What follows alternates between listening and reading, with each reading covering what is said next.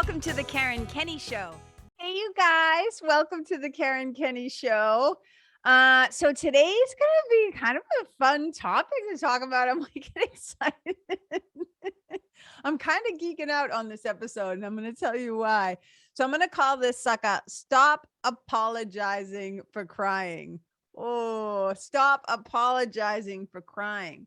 Now, I talked about this subject like 4 years ago in a Facebook Live, and so many people responded about it. And I was like, man, I got to do a podcast, like a whole podcast on this whole crying thing. And what started off innocently enough this morning, I said to my sweetie, oh, I'm going to do my podcast on crying today.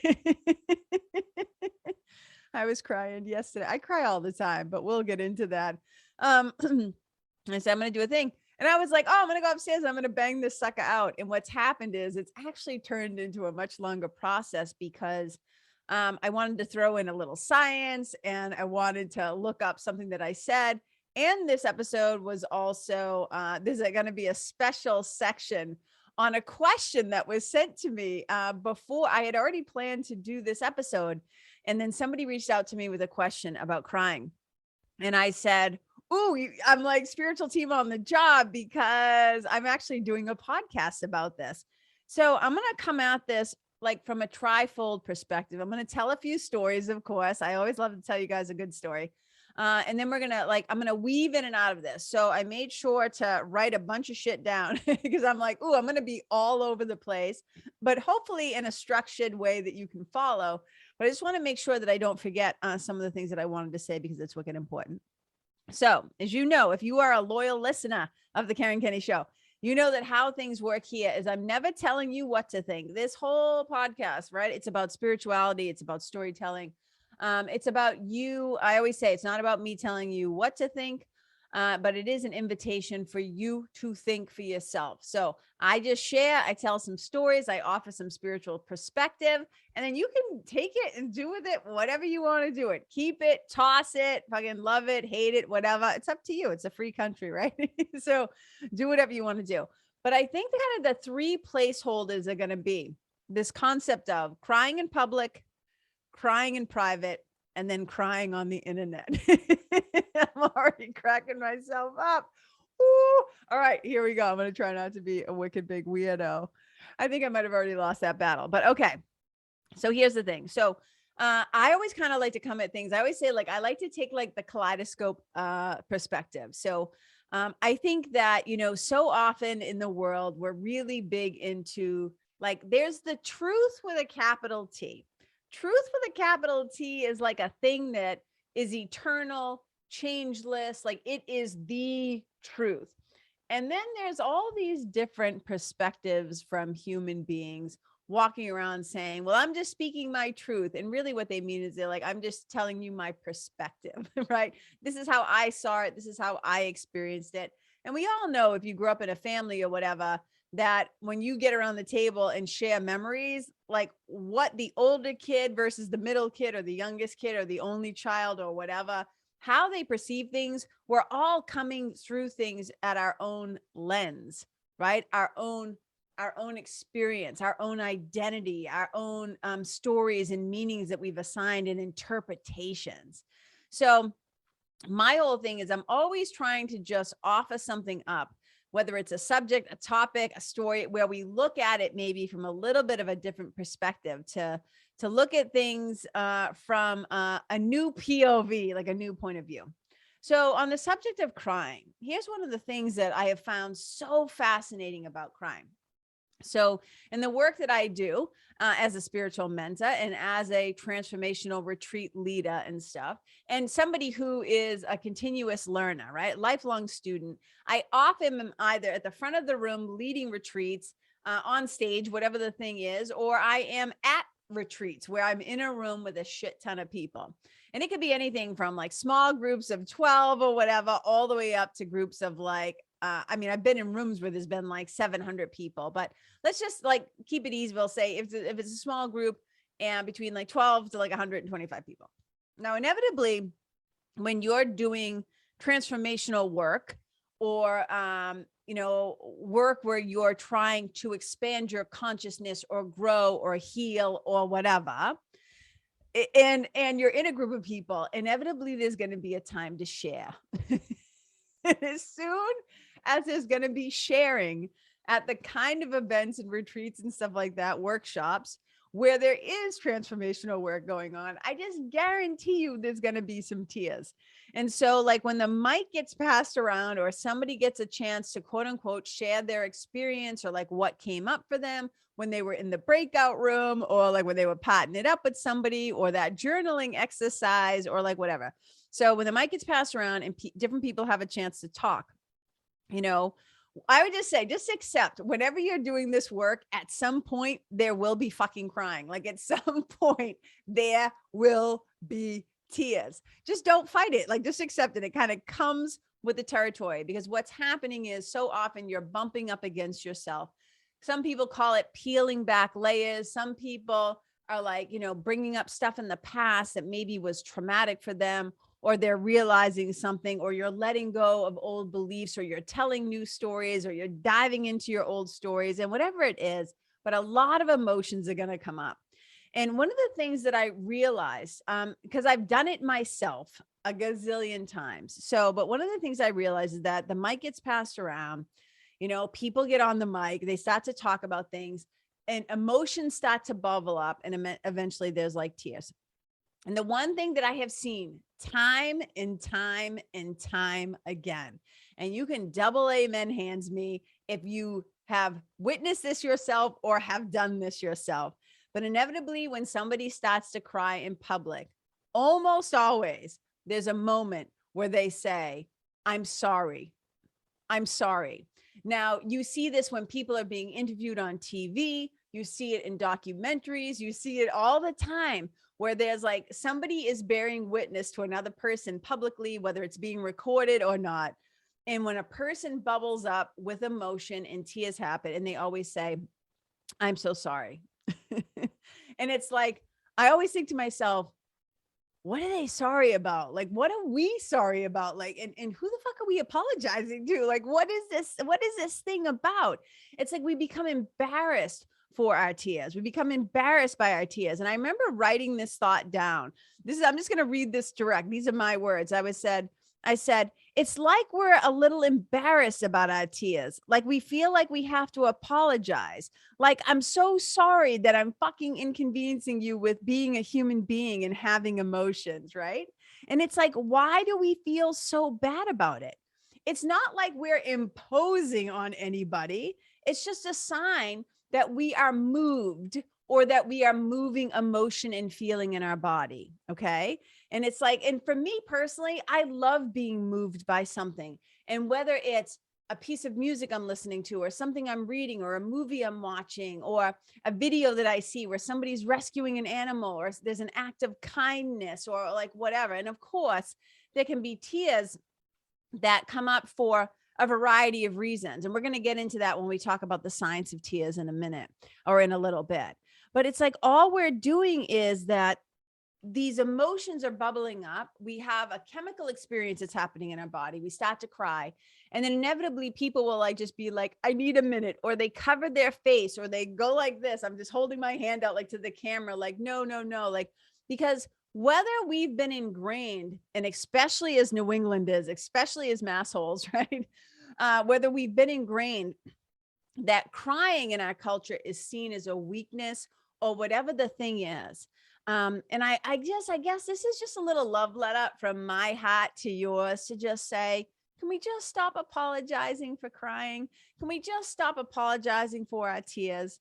Because I think it's really, really important for us to acknowledge that we have feelings, that we are a human being, and that feelings when they are manageable, I guess is what I'm saying, right? I'm talking about tears that happen as a natural occurrence of you being a human being.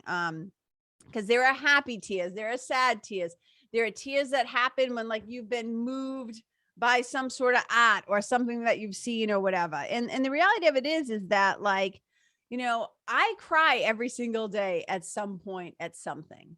I'm a wicked sensitive person. What that means is, often when we say that, I'm a wicked sensitive person, what people think about is, oh, you're somebody who's highly empathic, or you're somebody who feels so deeply and it must be so hard to be in the world. And it's like, well, I kind of look at it like I'm really sensitive, meaning I'm really aware. I'm aware of the energy around me. I'm aware of the love around me, but I'm also aware of the suffering around me.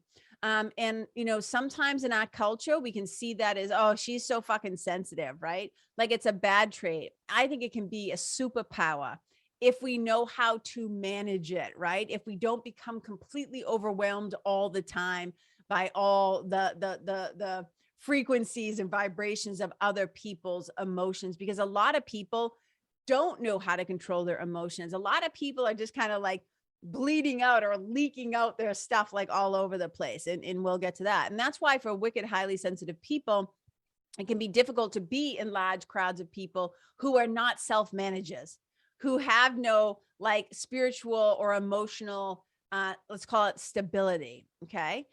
So we're going to talk about all this, but I remember one time a friend of mine posted on Facebook, like in a group or something that I was in, and she said, when was the last time you cried? And I was howling, like I was cracking up at the comments. And somebody said, oh, yesterday, whatever. I said, oh, I cried today. And my favorite one is somebody said, I'm crying right now typing this.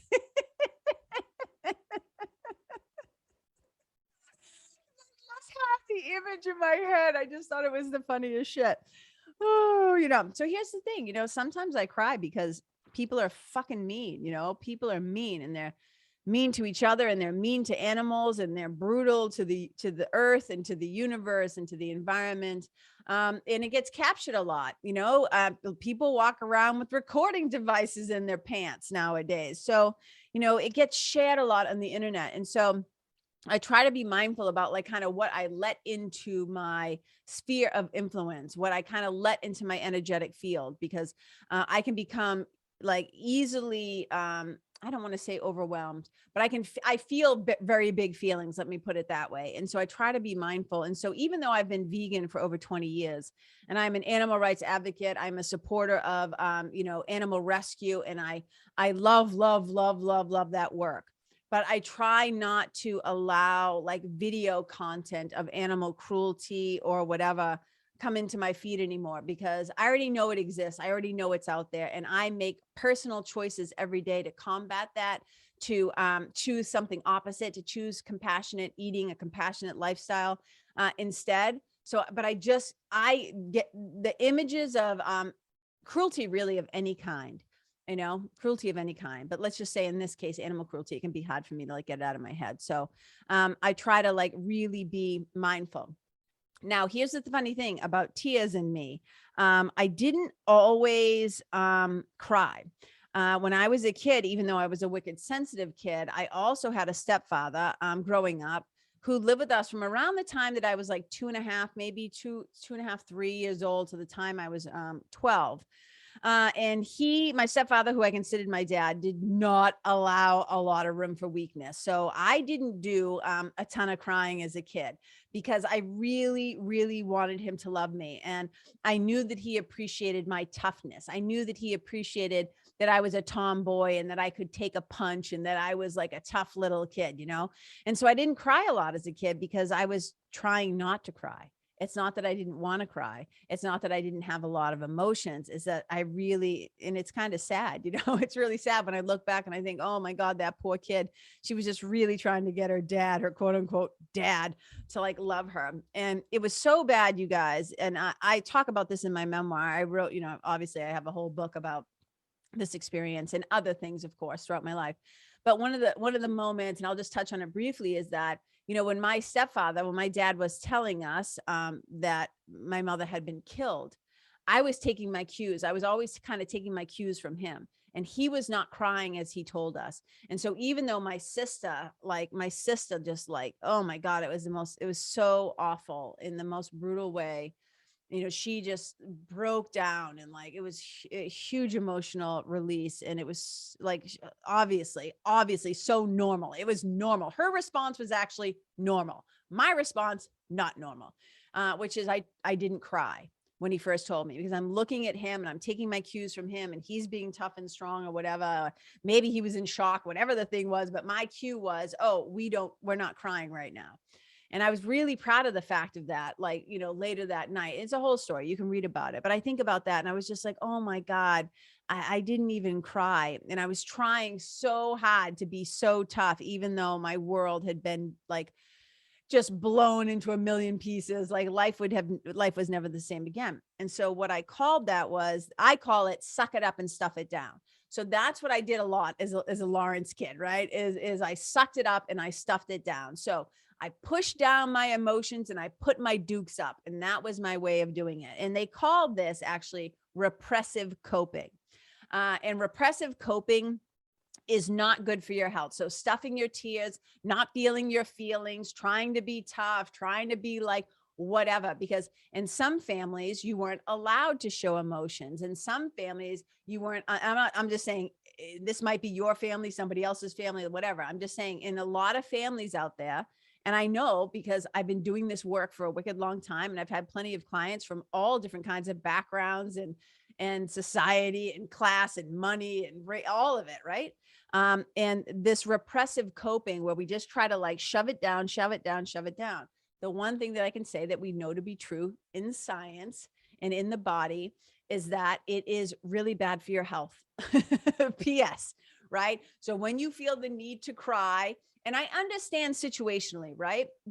And I'm not an expert in tears. I am not an expert in crying. This is just me wanting to talk about this subject because I think it's important. But I know for a lot of women that they feel like there's no room for tears in the workplace. So especially if you work in an environment that is very masculine and very male dominated, and it's like, there's no tears here. You know how like they said, there's no crying in baseball, right? So like there's no tears here. And I imagine that it can be really hard sometimes when you're in an environment, when you do let yourself feel the full spectrum of emotions in your private life. And then all of a sudden you're supposed to be a different person in the boardroom or a different person at work, or tears aren't allowed here, or they see you as hysterical, or it makes you quote unquote weak, which is a load of bullshit. But I understand that there's a certain amount of, whether it's decorum or tears make people uncomfortable. And it's like, what is happening right now? What's wrong with Janet? Or like, what's up with Karen? And that's another thing too, right? One of the things that we see a lot when we're talking about white fragility and all this stuff is like, oh, the Karens just try to cry to distract people, right? To take the attention off of the fact that they just did something awful or said something racist or whatever the thing is. And they want your pity. Now they want to distract you with their tears, right? So there's so many layers to this. And I obviously do not have time in one episode to go into everything, but I just want to like talk about that they say that not allowing yourself to feel your emotions, what I call sucking it up and stuffing it down, or what they call repressive coping, bad for your health. It weakens your immune system. It affects your cardiovascular health, and it also can create hypertension. So isn't this fascinating, you guys? I know this to be personally true because, irritable bowel syndrome. And I know I keep saying that. I got to just do the episode on IBS once and for all so you guys can learn about it. But that's how my repressive coping kind of showed up in my body. Anxiety, irritable bowel syndrome. And we'll talk about that, like I said, another day. But it also, repressive coping can affect your mental health, and it leads to stress. It can lead to anxiety, and it can lead to depression. So it's a really, really, really important thing. So I just wanted to say that. And so we got to allow ourselves to feel our feelings, and there's something that I've heard a lot in, again, being a New England kid is, and this might be true in like Jersey, New York, other places in the country. But I can only speak to my own experience, like, growing up here. And, I obviously spent some time in California as well. But there's this thing that happens here where there'll be a guy or a girl, but let's use a guy, and they'll say something like this about this man's character. They'll say, oh, Billy, yeah, he comes across as a tough guy, but he's like a marshmallow on the inside. Or Johnny, Johnny, like, tries, he comes off as really gruff, but his back is worse than his bite. On the inside, he's a teddy bear. Like, we hear these things. And I've always thought it was so fascinating. In fact, I think I did a whole episode about this, about there's a difference between toughness and strength. And one of the things that I have come to believe now in my elder years is that I think we should flip that. So instead of being tough on the outside and soft on the inside, like where you got to like break through that armor and break through that barrier and take off the mask, and then you'll see the real person. I think, man, we should be so soft on the outside. We should be soft. We should be a safe place for people. We should allow ourselves to be in a place of receptivity. Like, we're soft, but on the inside, this is where we have our strength. And if you want to call that toughness, but I mean it as strength, like inner strength, where we're good in a crisis. Like, we might cry our tears, but we're good in a crisis. You know what I mean?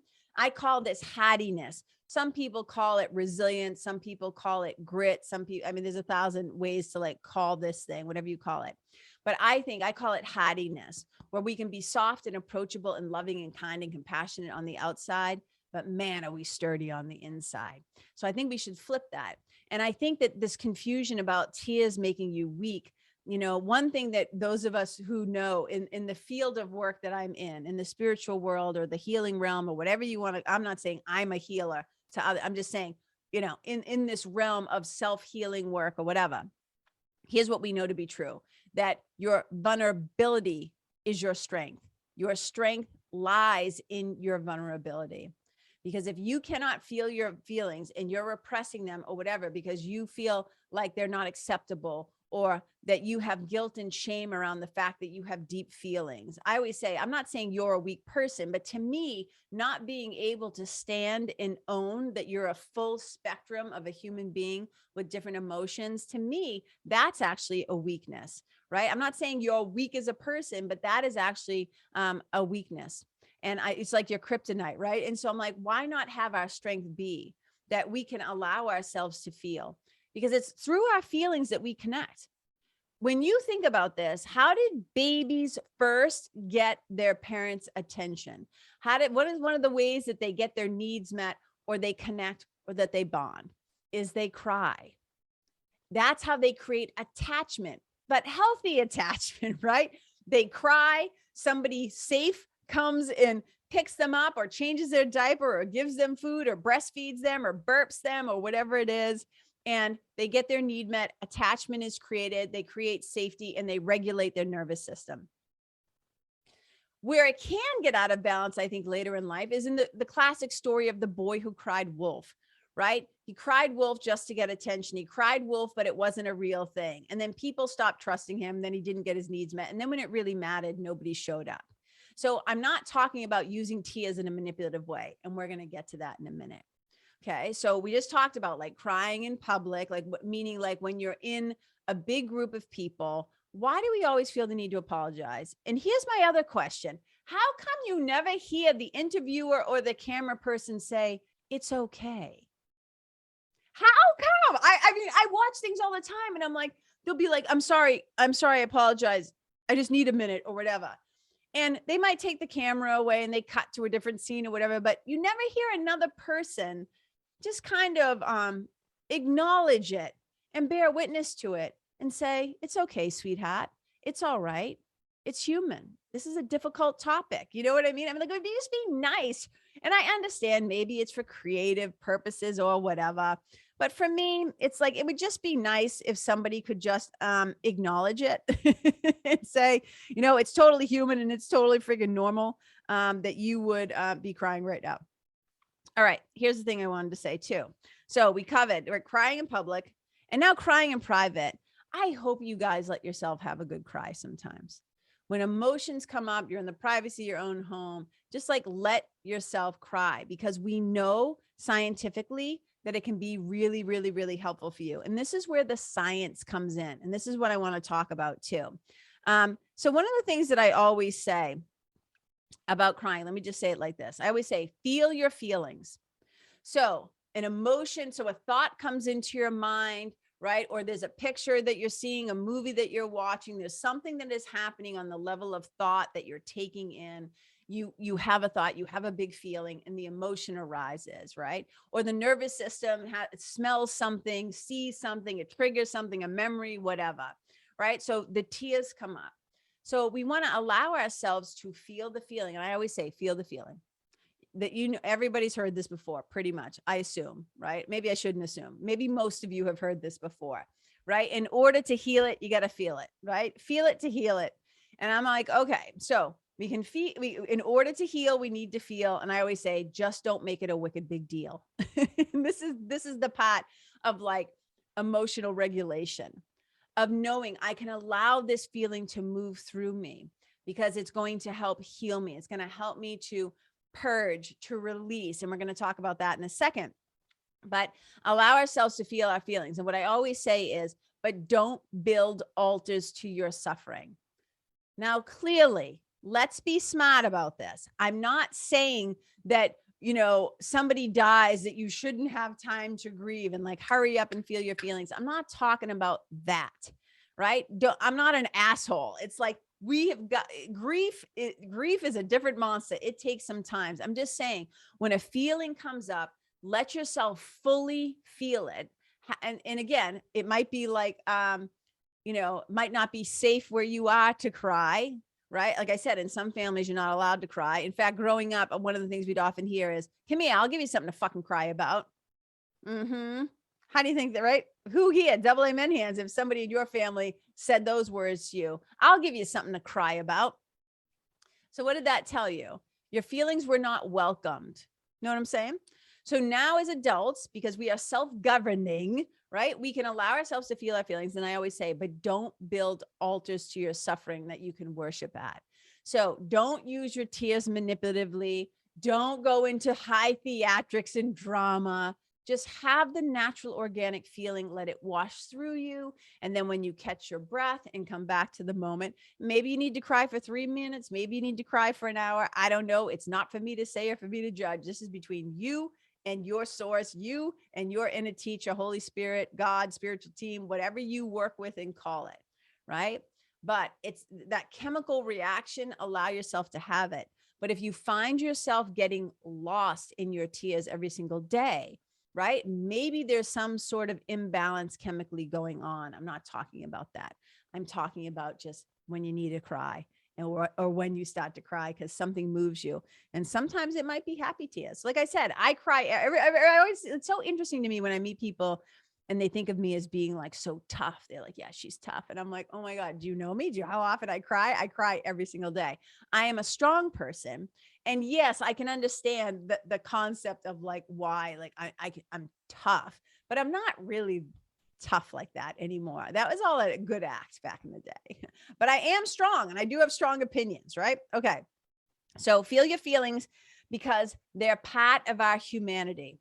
And in fact, I would get a little uncomfortable and nervous if people were not responding appropriately to things that maybe make us cry. Because here's the thing, I'm going to hold this thing up. You know what I'm holding up for those of you who aren't watching, holding up a smartphone. Holding up a smartphone. You know what these devices are doing in a lot of ways? They are making us numb. Besides making us a little stupid and a little rude, they are also making us, not a little, they're making us big time rude.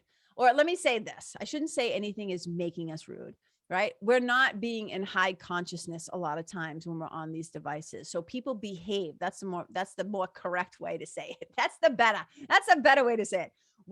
These devices have the capacity to make us rude and to check out and to be really numb because we get used to seeing so much violence, so much catastrophe, so much attacking, so much tearing down, that we become a little desensitized and numb. And we don't want to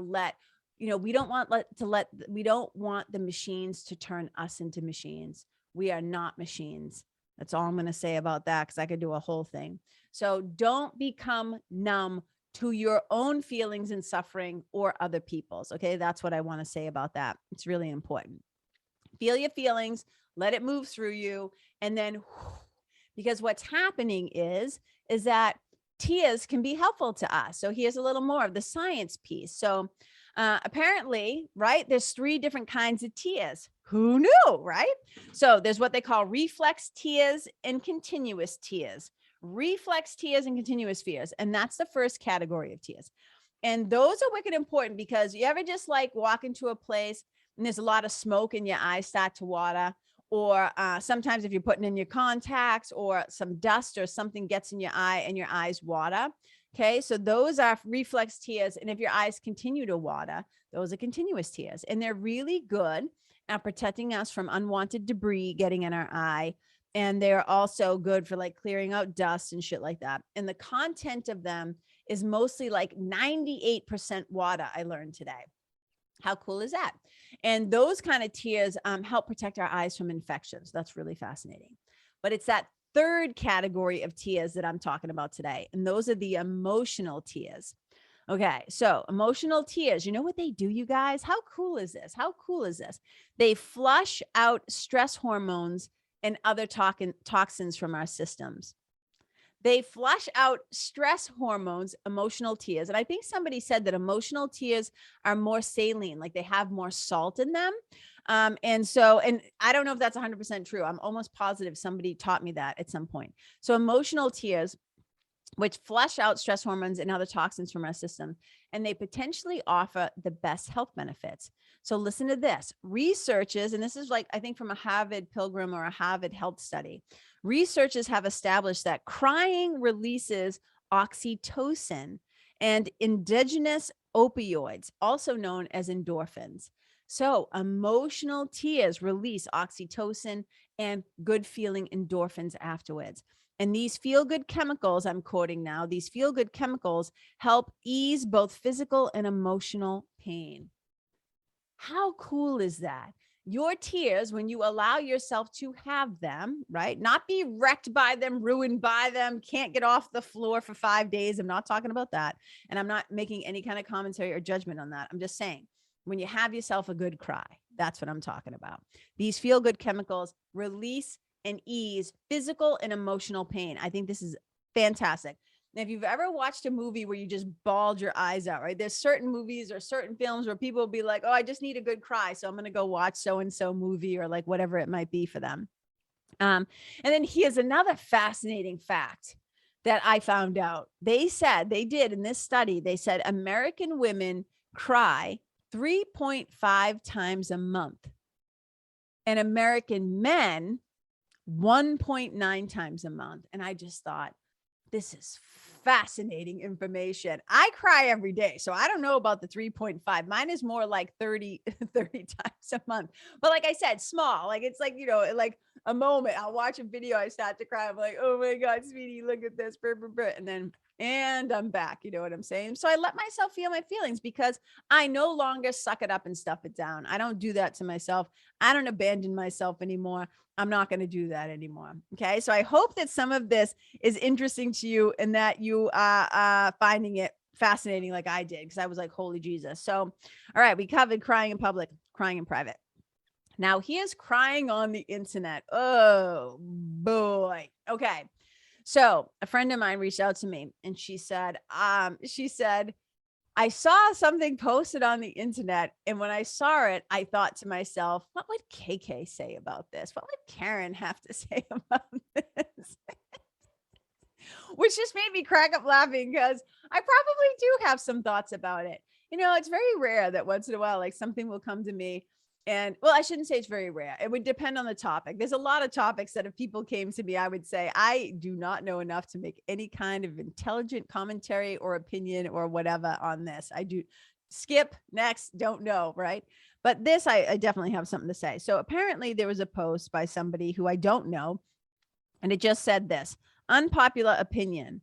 I would never hire anyone I see crying on the internet. #turnoff. #not sorry, just not for me.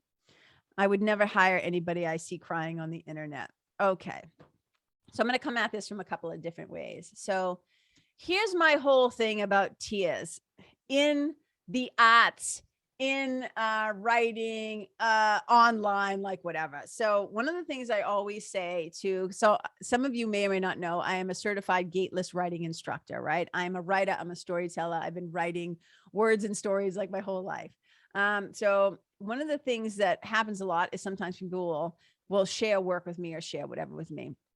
And only obviously if somebody asks for my opinion or whatever. One of the things I always say is, let me start with one example and then I'll move to example 2. So here's what will drive me crazy. When somebody writes a line that says something like, and then one tear rolled down my cheek and dropped onto my pillow or whatever. And I'm like, oh my God, the melodrama, right?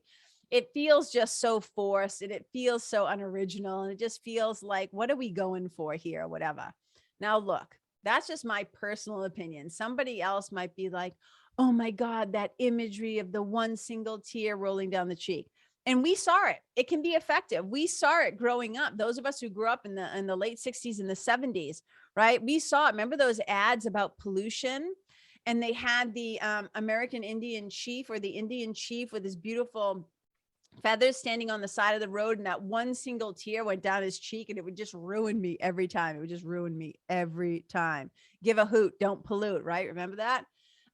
But when it's written out, sometimes it can just feel really just like, oh God, this is so dramatic. Just like stop. And so one of the things I often say is, especially when it comes to emotions, right? Like big emotions and stuff like that, is especially when it's time to translate them into art, and whether you're going to sing about them, write about them, whatever. If it's too hot, if you have not processed the emotions, if you have not allowed yourself to feel all your feelings and cry your tears and do the work, and like I said, because we move, right? In the work that I do, I have a process I call your story to your glory. That's the name of my process. And when we're first in the story, we haven't really figured out what the deeper meaning is or what's really going on. We're just in it. We're just in the fucking story, and we're in the pain, and we're in the drama, and we're in the feelings. That is not the time when you should be writing the story or writing the Facebook post or doing the video online on the internet. It's too hot still. You need some time to process, to feel, to integrate, to heal, to be able to come out of it maybe with something other than that sucked, or this sucks, or this is hard, or that person's an asshole. That's not actually helpful. Not really helpful for you either, to keep repeating that story for long periods of time. So hopefully there's like a journey that the character or you or the hero like takes, and there's an act that happens of healing, because otherwise it's just sad. Otherwise it's just like, what's the point? And I'm not talking about like, yeah, sometimes just awful, shitty things happen to people and it fucking sucks. People can be brutal and cruel to each other and to animals and to the world. But if we just stay in that first initial thing, writing about it, talking about it. I think talking about it, obviously having a safe place to talk into, right? Whether with as a therapist or a mentor or a close friend or your mom who loves you and will be able to create the container for you to be seen and witnessed and heard, so you don't feel like you just have to do it all on your own. Okay. So, but what I'm talking about is when you try to do something too soon, and this is what we see sometimes on the internet, people sharing and then doing hashtag apology up front, raw video, hashtag vulnerability, hashtag. And I'm like, no. The reason why this feels fucking creepy is because it doesn't feel like it's been processed yet. I'm not saying that people can't have raw emotions. It's about being mindful about when and where you choose to share those, or whether you want to keep them private or whatever. I personally don't feel like I need to share everything I think, feel, experience, all my emotions with the internet, with a ton of people I don't know who maybe don't have my best interest at heart, right? So I choose when and where. Now, if you listen to my podcast, you have heard me cry on my podcast. Because I've cried on my podcast, am I somebody who shouldn't be trusted? Am I somebody that you shouldn't, buy things from? And keep in mind, I'm going to address what I really think this person was saying, right? Hashtag unpopular opinion is immediately going to get a lot of eyes on the post, and it's going to stir up a lot of different opinions. I know why people do hashtag unpopular opinion, right? They're trying to create engagement. But I think what this, and I cannot speak 100% for this person. I can't actually speak for this person at all because I don't know them. I've never met them. And I don't exactly know what they meant by that. I just have a sense of what they were doing with that post and what they were saying. And I'll get to that in a second. So what I'm trying to say here is that if you're going to have really big feelings, the reason it's like have those feelings, but the reason why it comes across as dramatic, like let me say this. There have been times when I've seen people posting pictures of themselves crying on the internet, like on social media, or crying in videos and then posting it on social media as like a post to generate whatever.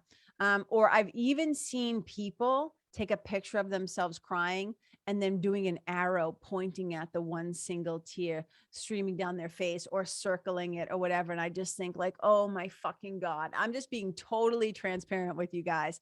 I don't mind if somebody is having a genuine reaction and they're feeling their feelings and it happens. Like I can hold a container for tears all day long. I'm like, okay, big feelings on the way. I'm comfortable with people's big feelings. Okay.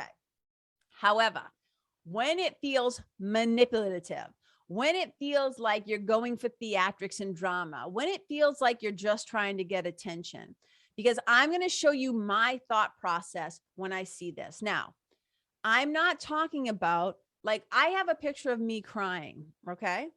I don't know. I think I'm maybe once in all the years that maybe once I shared this picture for a point. But I didn't know the picture was being taken of me. I was at a writing retreat. We were reading we were reading our pieces. I started crying at some point. A photographer took a picture of me and then later sent me that picture along with a bunch of other pictures. So I had this picture of me crying. Wasn't aware it was being taken of me. Didn't ask for it to be taken of me. Was given the picture like as a gift. And it's an honest, raw, beautiful moment captured of me reading my work, of my story, like my memoir, right? And that's great. I'm not talking about that. I'm talking about when you like, because this is me. This is how my brain thinks. Okay. When I see a picture of somebody sobbing on the bathroom floor or crying like da da da da da, I always say, now, maybe I'm a jerk. This is true. Like this might be something I need to look at, but I'm just telling you, I'm being transparent and honest. This is how my brain works. When I see a picture of a selfie of somebody crying, a selfie of somebody in that kind of emotional state, what happens is my brain goes, okay, so they were having an emotion. And then a thought occurred to them like, oh, I should document this for my followers. Like I should take a picture of myself sobbing on the floor, or I should take a picture of myself crying so then I can use it for content. So I can like what? I always just think, so like what happens in that moment when you decide, right? Like you bump out of your feelings and the emotion to create content. I just think it's a really bizarre thing. And maybe we do it with other emotions. Maybe we say like, okay, I'm kind of like playing devil's advocate to myself, like live as we're doing this, right? So maybe, well, it's like, well, what's the difference? Like if we smile and we take a picture, and it's like, well, because usually, again, let's go back to what tears initially did, right? A lot of times when we were babies or children, tears were to get attention. So to try to like unprogram that out of a lot of our minds. And I think that's what that person meant, is that if it feels gross, icky, if your bullshit alarm starts going off, if it feels like it's performative, right? If it feels like you're doing it to create theatrics so people will like you or give you sympathy or empathy. I'm not talking about somebody else happens to take a picture of you and you're somebody who works in therapy, whatever, and you're doing a post that says crying is normal. You guys, I think you're all intelligent enough to pick up what I'm putting down right now. You know what I'm saying right now. Nobody likes that feeling of manipulation. Nobody likes to feel like, oh my God, they're just posting this to get attention, or they're posting this to like whatever. That's when it feels kind of gross. And I think that's what that person was probably saying. Again, I don't know. But most of us like want you to be real. We want you to be for this word authentic. And I love the word. And I just feel like it's been bastardized so much. But we want to deal with human beings who feel real and come across as real. And tears are part of the range of human expression. That's it. And so it's like, it's okay. I think, because recently, what did I see? Recently, like Adele was crying on the internet, and apparently she got like a bunch of flack from people because I don't know the whole scope of what had happened, but apparently she had to cancel some tours or cancel some shows because most of her band had COVID or whatever was happening. And she was explaining it to a fan and she started to cry. And I think a lot of people pushed back. And I was like, wait a minute. I'm sure it really is fucking hard for Adele to have to cancel those shows. She probably does feel bad about letting Beauty. I don't think she's crying to be manipulative. That to me feels like a real human spontaneous emotion. And I'm fine with those. What I don't like is, like I said, when I think people are doing it to be performative or it just feels fucking gross. That's all I can say. That context. And here's the other thing. What do I know? Who am I to judge? I don't know why. I don't know what's in everybody's mind, what's in everybody's heart. So I always say, take what I say with a grain of salt. I'm not attacking anybody. I am just saying, right? Feel your feelings and cry if you want to. Don't apologize for it. Part of your humanity. That's all. You're moved by something. Feel it. Don't become numb. Don't let the devices and machines make you into a little machine where we become like little Robotron robots where we don't have any emotion. You know what I'm saying? And let's not manipulate the human experience of emotions. Okay. It's like, I understand there are going to be times when for whatever reason, like I said, I can think of another event. One of the retreats that we did, the New Hampshire yoga retreats. There's this great picture of me and my fellow folks. And one of us was like wiping away tears. Another one of us was kind of like laughing while crying. And, the other one had their arms up in the air. And it was like this thing, we were having a full range of emotion.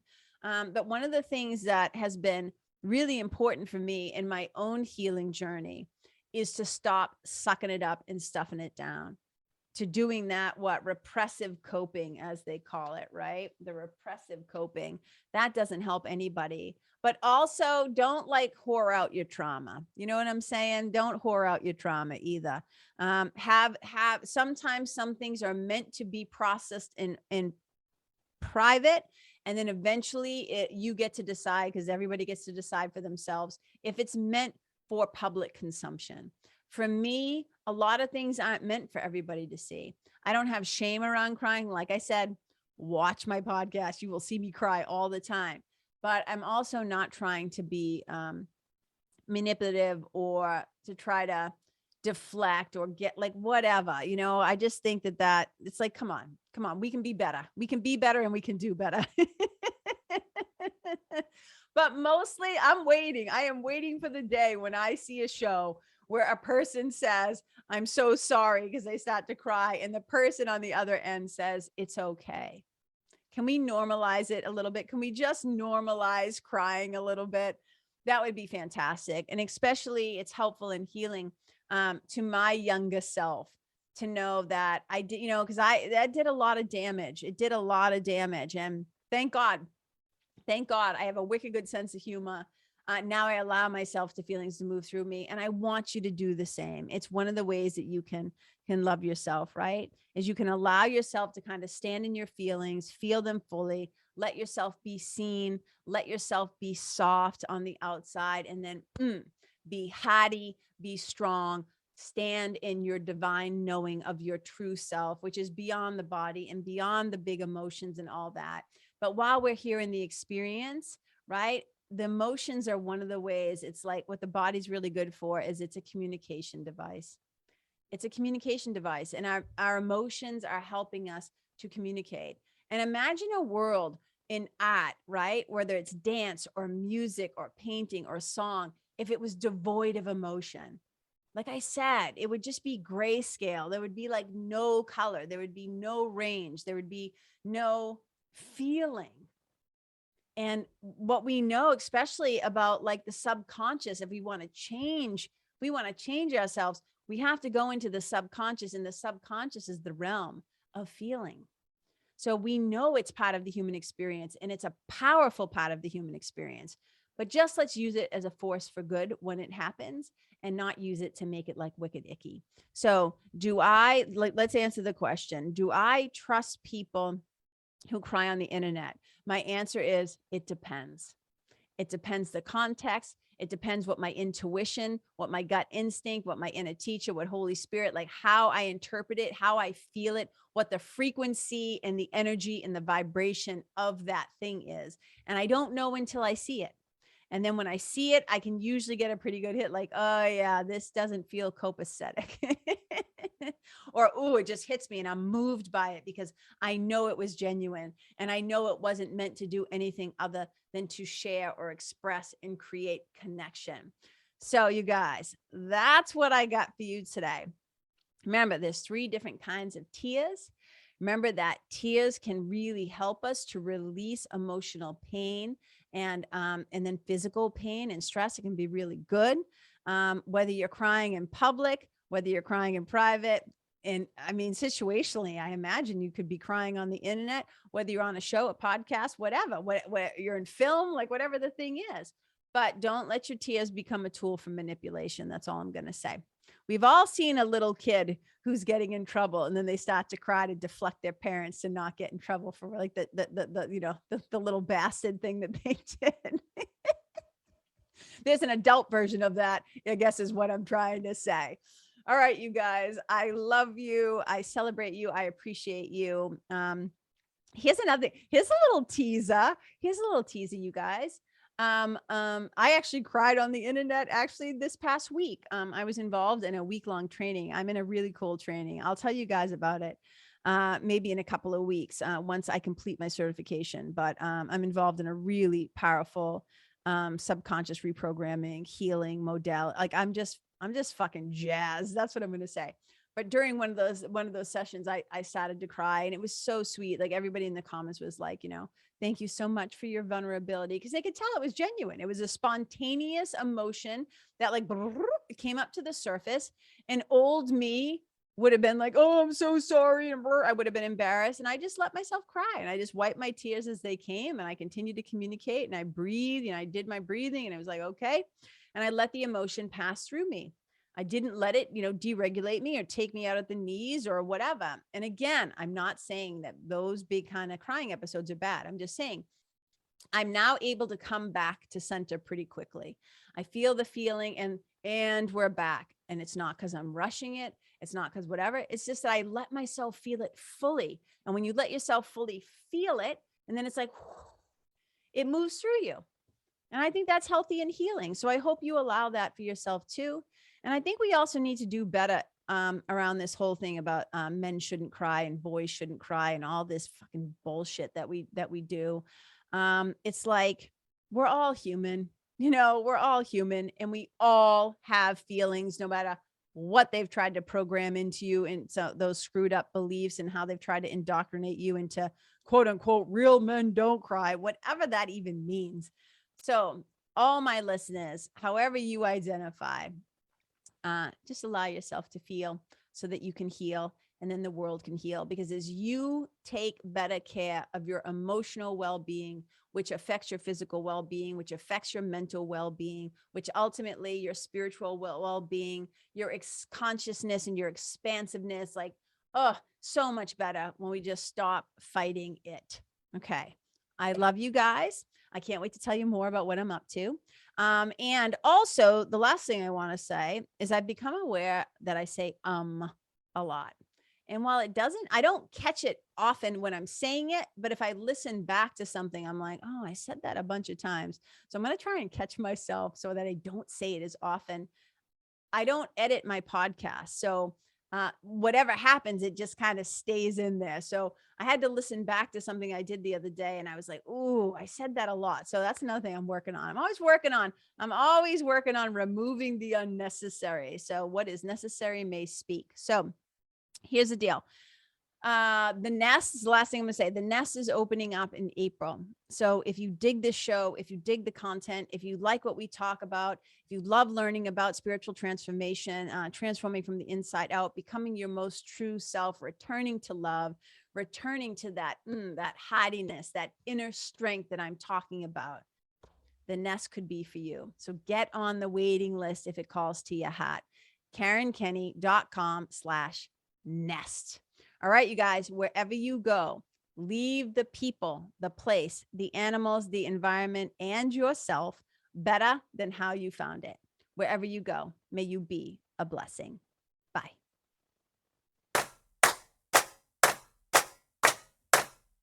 Hey, you guys, thank you so much for tuning in to this episode of The Karen Kenney Show.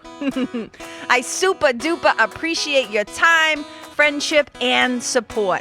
And look, if something that I shared from my heart today somehow landed in yours, I'd love to hear about it. So please tag me on Facebook or Instagram or IG stories or wherever the cool kids are hanging out these days, and let me know what your favorite part was or what you found most helpful. You can find me over at Karen Kenney Live. That's Karen, KenneYlive. And if you're digging what I'm saying and you want to hear more, I'd be wicked grateful if you could go to iTunes and subscribe and leave a review, because you guys, that's how you'll help me to keep spreading the love. And if you can think of someone that could benefit from hearing this episode, please share it with them. I'd also love to stay connected with you. So if the feeling is mutual, please go to KarenKenney.com/freebie and download my free guide to building your spiritual team. Until next time, my brothers and sisters, keep living in the fearless flow. Know that I see you, I appreciate you, and I love you.